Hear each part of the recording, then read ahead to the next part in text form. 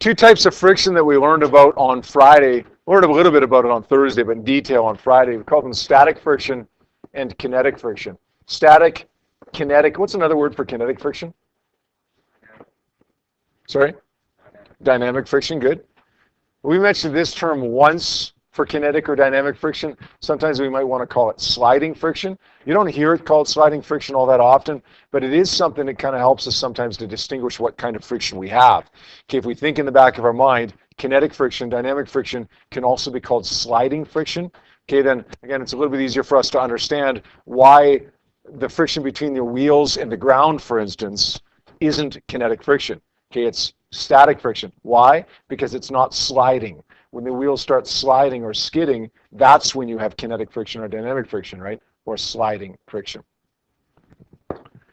Now, static friction was kind of a little bit wacky with the equation, or rather the inequality that we set up to describe it.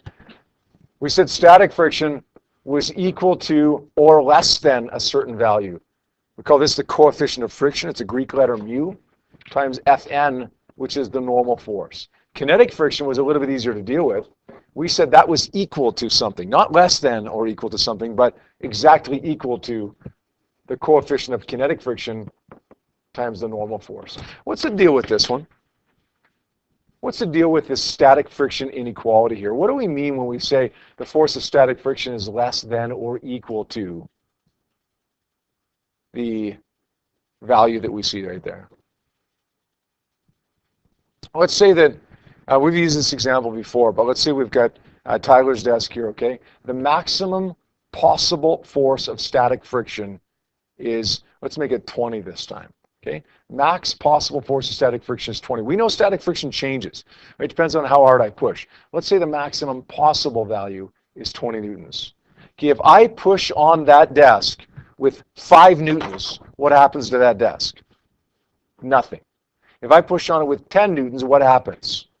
Nothing. 15 newtons? Nothing. 20? Nothing.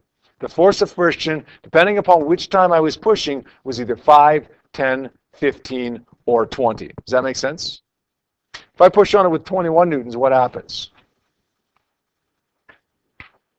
It moves.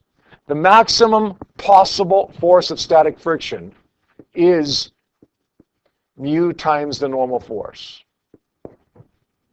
The maximum possible force of static friction, okay, between Tyler's desk and the ground was 20 newtons. The force that I pushed with, if it was less than or equal to 20 newtons, then the force of friction was simply that value. If the maximum force is 20 newtons, and I push on it with 5, force of friction is 5 newtons. That's less than or equal to 20. I push on it with 15. Force of static friction is 15. That's less than or equal to 20. If I push on it with 20, okay, the force of static friction is 20. That's less than or equal to 20. Okay, when I push on it with 21 and I exceed this value right here, the maximum possible value, then it becomes kinetic friction. Give an example of what it might be. Okay, if the maximum possible force was 20, I pushed it 5, 10, 15, 20, it didn't move. 21, it starts moving. What could kinetic friction be there? Give an example of a value that it could be.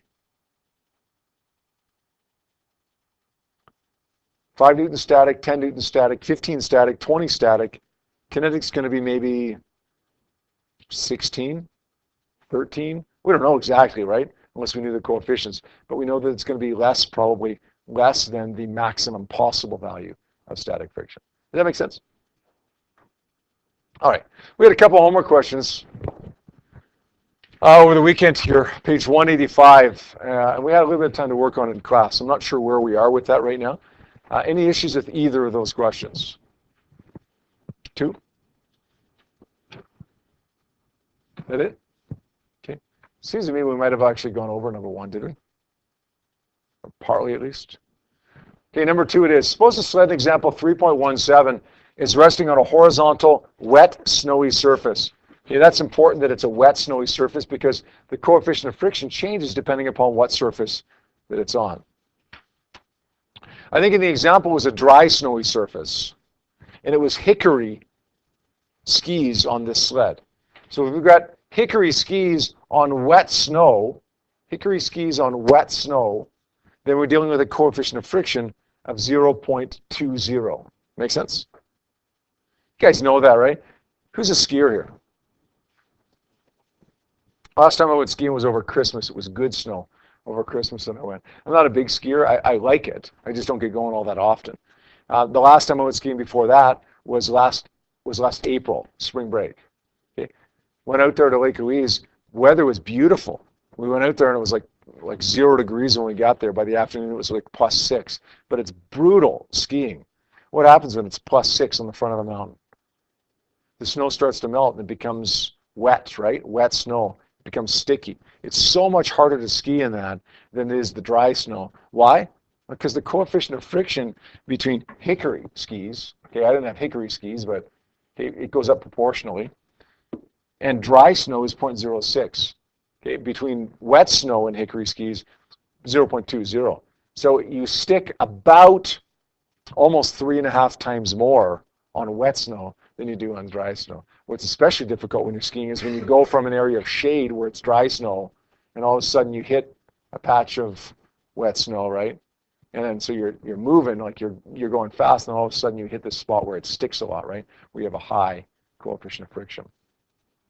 Okay, so this question involves the hickory on the wet snow. It's resting on this. It's resting. Okay, that's my first indication it's going to be static friction because static means not moving. Would the sled move if the applied force is 125 newtons, and how do we know that? Anybody have any ideas as to where we can go with this?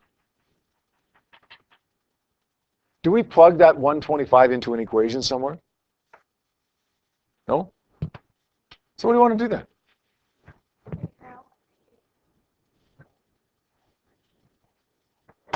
Good, good. We can't figure out what the actual value of static friction is. Not right yet, anyways.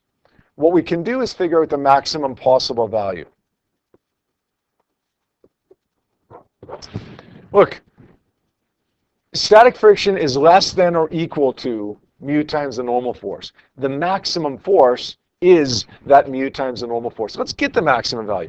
Let's see the maximum possible value that it could be here. And let's see if 125 exceeds it or not. Okay, it's equal to the coefficient of static friction times the normal force. Coefficient of static friction was 0.20. And the normal force, if it's a horizontal flat surface, the normal force will be the same as gravity. And gravity is mass times 9.81. So let's multiply our mass by 9.81. What was the mass there from example 3.17?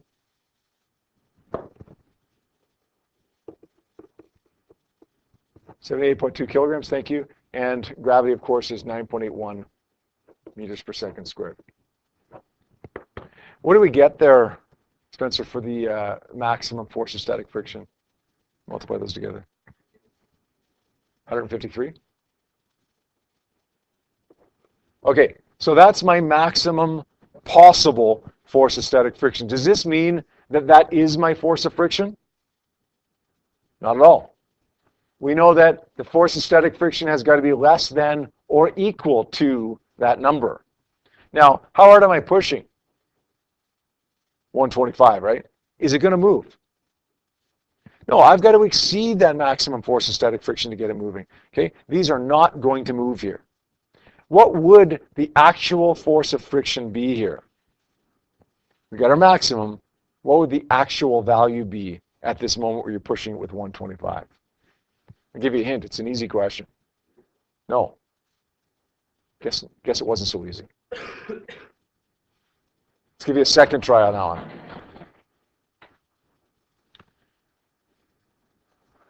one. $125. Okay? The actual value of static friction is always however hard I push, unless I push harder than the maximum value. So if I pushed with 1 Newton, friction would be 1 Newton. If I pushed with 125, friction is 125. If I pushed with 153, friction would be 153. If I pushed with 154, well, we don't know, because all of a sudden now it would be kinetic friction instead of static because it would start moving. Is that good? Good. All right, let's have a look at another one here. It says a 1640 kilogram lift truck with rubber tires is skidding on wet concrete with all four wheels locked. What's the acceleration of the truck?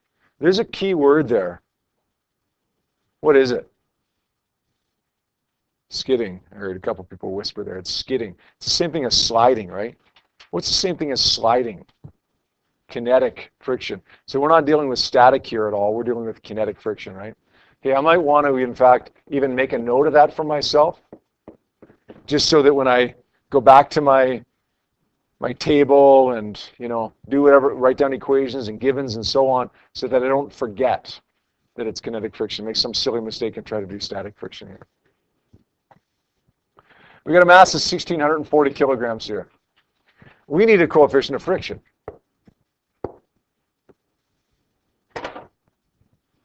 And a table miraculously appears.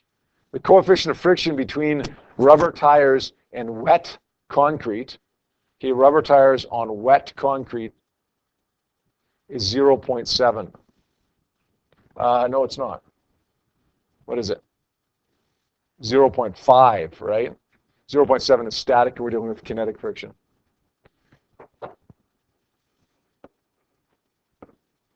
And we want to find the acceleration, right?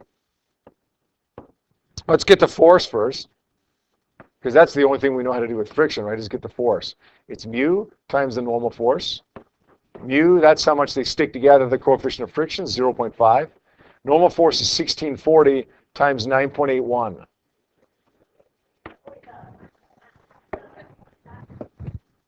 (8,044.2 newtons. So that's our force of friction between the rubber tires and the concrete. That's not what I'm trying to find, though. I'm trying to find acceleration. Any ideas? Now that I've got the force of friction. Goodness, you guys can find this. You got force, you got mass, you want to find acceleration. Let's use that thing that we learned earlier last week, Newton's second law. Remember F equals ma? Or A is equal to F over m. We've got 8,044.2 newtons. Divide that by the mass of 1640. It's going to give me somewhere in the range of 5, isn't it? 4.9? Yeah, I think it's going to be 4.9, isn't it? 4.9. Technically, actually, we should round it. If we look at this, this is one digit. Technically, we should round it to one digit. So we'd say 5 meters per second squared. Does that make sense? Kind of a two-stepper here. Okay. I think this is actually easier than the static friction problems, though, even though we do have to find the acceleration, because there's no changing value of friction. When it's sliding friction or kinetic friction, it's the same value. Same value. It doesn't change with how hard you push it. Jazzy makes a good point here. He says, wouldn't it be slowing down, therefore negative acceleration? Yeah, technically, when we found the force here, it's the magnitude of the force of friction, right? Because it's slowing it down, it should be a negative value for the force of friction, which the equation is not going to give me, right? I'm just going to have to recognize that just like you did. Okay, that gives us a negative 5 meters per second squared. So that's good. Okay, if it's slowing down, negative 5. If it was speeding up, it would be positive 5.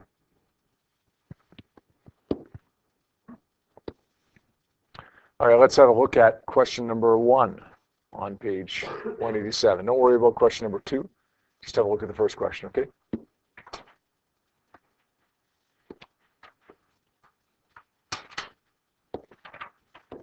Let's take a look at this picture, or this question here now. It says, an applied force of 450 newtons is needed to drag a 1,000-kilogram crate at a constant speed. Wait a second. It's needed to drag it at a constant speed. This is the force that I have to pull on to move it at a constant speed. Okay, a couple things bother me with that a little bit. First of all, it says it's dragging. It's like sliding, right? It's kinetic friction. But if we're talking about the force that I apply, isn't that kind of inferring static friction? Because my applied force is equal to static. So what is it here? Is it kinetic or is it static? Well, the important part of this question is recognizing that it is kinetic friction, because it is sliding across the floor. It's moving across the floor. It's kinetic friction. So what's the whole 450 newtons applied force then? I don't need the applied force. I need the force of friction. Who cares how hard I pull? I care how much friction pulls back. But if I pull it at a constant speed, Newton's first law tells us how much friction is pulling back. What does Newton's first law tell us? Object at rest remains at rest until acted upon by an unbalanced force. An object in motion continues in motion in a straight line at a constant speed until acted upon by an unbalanced force. So this is going at a constant speed here.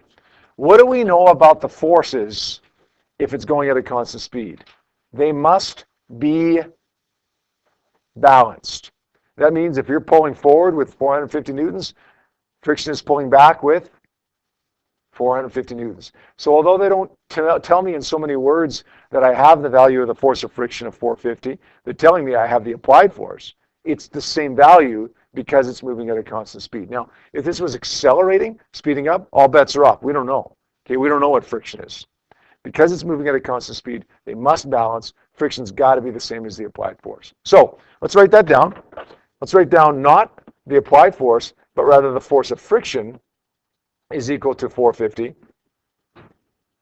It's backwards. Although technically I don't have to write that in because it's the magnitude there. A 1,000 kilogram crate across a, oh, wait a second. We want to find the coefficient of friction, yes.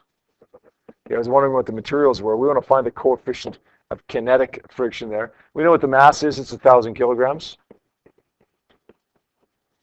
Let's write down our equation. Force of kinetic friction is equal to mu times the normal force. But the normal force, if you're on a flat horizontal surface, is m times g. So we're going to say friction is equal to mu times m times g. Want to find mu? Take the mg over by dividing.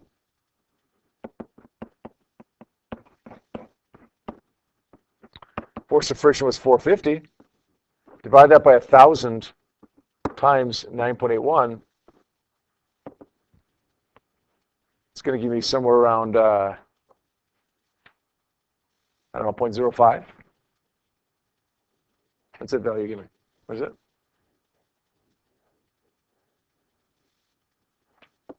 0.046. What are the units for that, by the way? There aren't any units for that, right? There are no units for that. Okay? Make sense? Let's try this one now. I like these questions. A 10 kilogram object, bless you, is at rest on a surface that has a coefficient of static friction of 0.95 and a coefficient of dynamic or kinetic or sliding friction of 0.65. What's the force of friction if you apply a 50 Newton force on it, if you apply a 300 Newton force on it? Is it static or kinetic? That's what we have to find out, if it's static or kinetic. Let's get the maximum possible force of static friction here.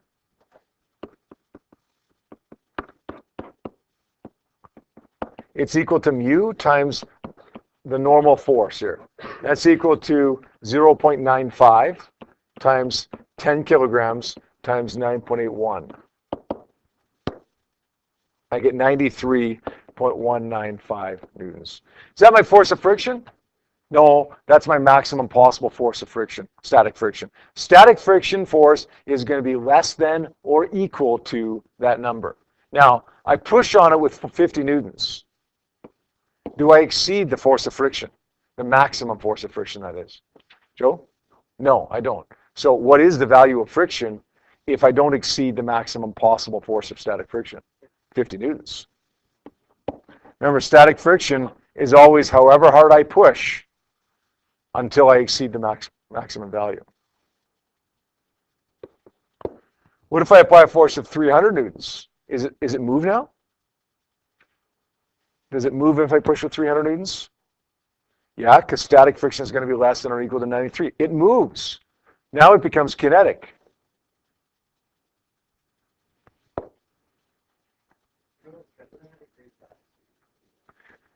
So we got to get kinetic friction now that we know that it's going to move here. So kinetic friction is mu times the normal force as well. Mu is 0.65 times 10 times 9.81. Let's get that value now. For this one, I get 64 newtons. All right, if it moves, the force of friction is 64 newtons. It's kinetic friction. There's my answer.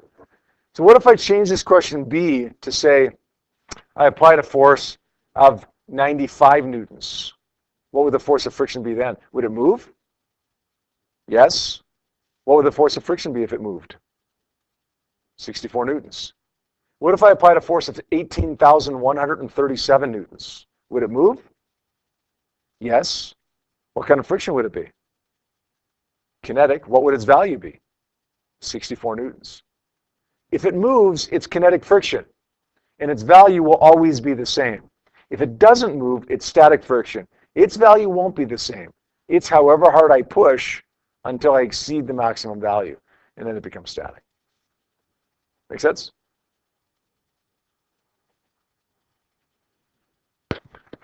Right now, you got a worksheet coming out, 7 questions. Going to give you a chance to work on that in class right now. Static and kinetic friction, the entire worksheet. What you got to remember is, first, identify what is it, static or kinetic friction. If you don't know that, okay, you've got to find out. And once you find out, okay, then it becomes easier, especially if it's kinetic friction. If it's static, okay, static friction force will always be how hard you push unless you exceed the maximum value. Kinetic will always be the same value as long as it's moving. Okay, see what you can do with that worksheet now? And then we'll take a look at some questions a little bit later if you need to, okay?